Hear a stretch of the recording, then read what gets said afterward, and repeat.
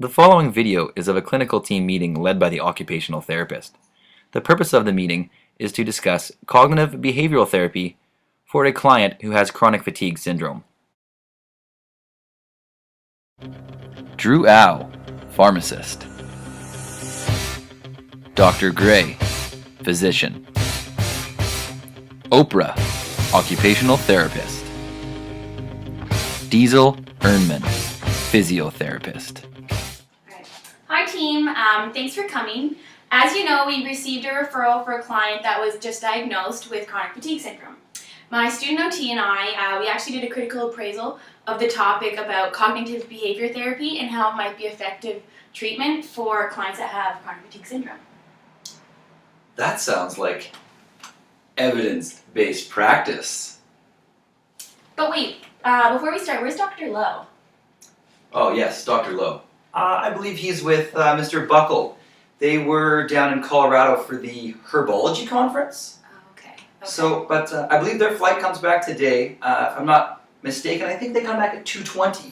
Oh, okay. So, also if you're wondering where Nurse Randy is, unfortunately, he won't be joining us, but can't say that any of us are surprised. No, he's often not here. Yeah. That's okay. We'll fill them in when they all get here then. Not a big deal. But to kind of get back on topic, so we did the critical appraisal of the topic, and it included 2 randomized controlled trials, 2 systematic reviews, and then a pre-test post-test. For each article, we looked at the intervention, the outcome measures, and then the results. Great. That sounds very interesting. Do you mind elaborating on the results for us a little bit? Glad you asked, Dr. Gray.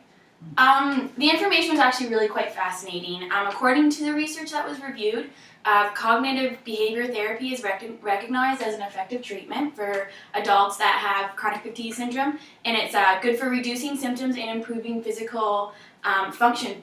And cognitive behavior therapy, it addresses cognitive and behavioral factors, which they perpetuate fatigue. So Definitely. But wait, how does this involve us and our exercise expertise?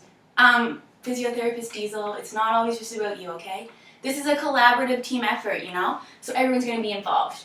A couple of the articles that we looked at, one of them talked about graded exercise therapy and cognitive behavioral therapy, and the results were really positive, What about me? What can I do to help? I love to help. Joelle, you're always so nice. But in fact, regular pharmacological treatment should still be used in conjunction with cognitive behavior therapy. Are there any downsides to cognitive behavioral therapy? Actually, yeah, I'm glad you asked. There are quite a few limitations that we should be aware of. The first one is that there's no consistently used outcome measure, just because of the variability of chronic fatigue syndrome. And a second is that another limitation was that there's a lack of a clearly defined recovery for chronic fatigue syndrome, but in saying that, the literature just says we should really focus on symptoms management. Sounds like you did a really thorough review. Thank you. What's the bottom line? What we got from the review was that cognitive behavior therapy is good for symptom management and reducing fatigue. Great. Well, thank you for doing that. Thank you. you. Anytime, guys. Thank you for having us to your office today. Do you like my son? He's beautiful.